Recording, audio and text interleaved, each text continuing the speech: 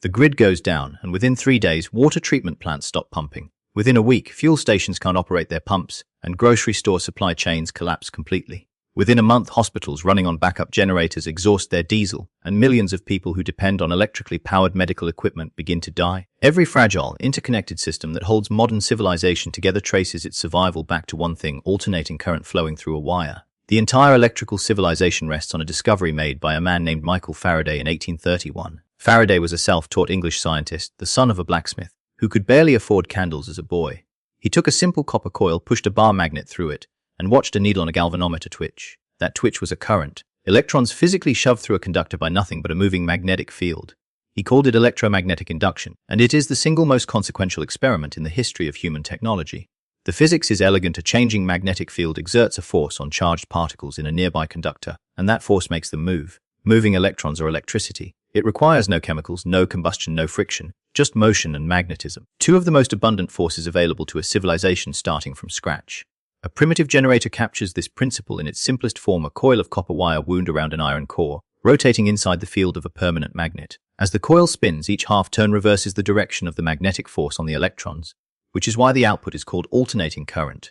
The flow reverses direction at a regular rate, 60 times per second in North America, 50 times per second across most of Europe. Build a working version with salvaged wire, a wooden armature, and a pair of strong neodymium magnets, and you can light a small LED within the hour.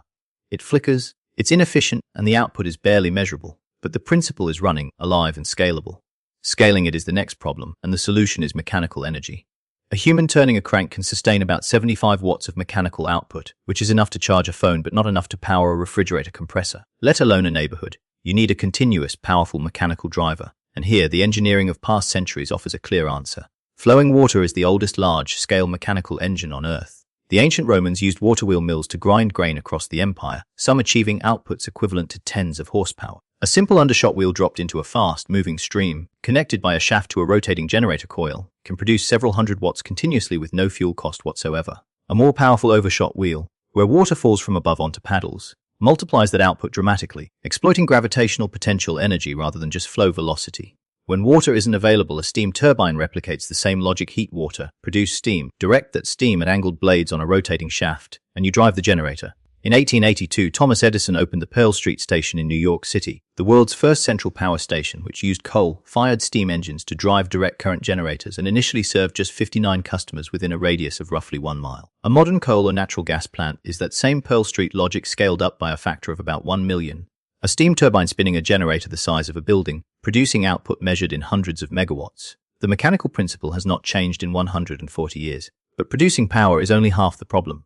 Moving it is where the physics gets brutal. Run a wire from a generator to a house 10 miles away, and you lose a staggering fraction of that power to resistance heating in the wire itself. Electrical power lost to resistance follows a precise mathematical relationship: double the current, and you quadruple the resistive losses. The only way to move large amounts of power over long distances without burning most of it off as useless heat is to reduce the current and compensate by raising the voltage instead. This is not a trick, it is a consequence of the physics itself. High voltage, low current, same power. The device that performs this transformation is the transformer, and it is built from nothing more than 2 coils of wire wrapped around a shared iron core. A changing current in the primary coil creates a fluctuating magnetic field in the iron core, which induces a voltage in the secondary coil. And the ratio of the voltage induced in the secondary versus the primary is precisely the ratio of their turns of wire. When 100 turns on the primary side and 10,000 turns on the secondary side, and the voltage steps up by a factor of 100. When the ratio the other way, and it steps back down. This is why alternating current won the so-called war of currents in the 1890s against Edison's direct current system. AC voltage can be transformed. DC voltage at that time could not.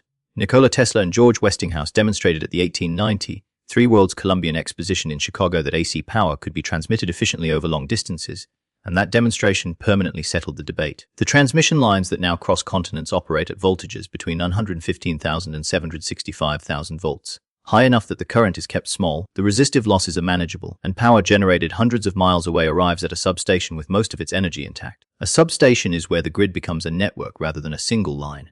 It is a switching and transformation yard where high-voltage transmission lines from multiple generation sources are connected together, regulated, and then stepped down in stages. First to distribution, level voltages in the tens of thousands of volts, then again at a neighborhood transformer to the 240 or 120 volts that arrive at a home outlet.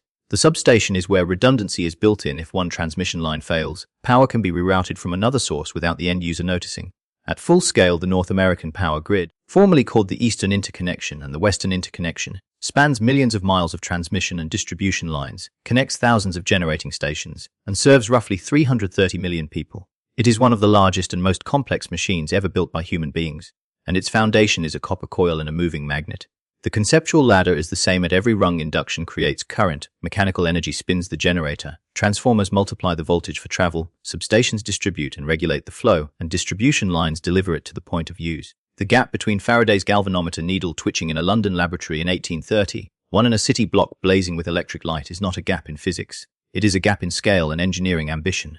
The physics was solved in a single afternoon by a man with no formal education and a magnet. Every power plant built since then has been, at its core, a more disciplined version of that afternoon, and every tool that runs on electricity, the radio, the light, the motor, the computer, is simply a device that turns that disciplined electron flow back into something useful. The grid is the infrastructure of everything else that follows.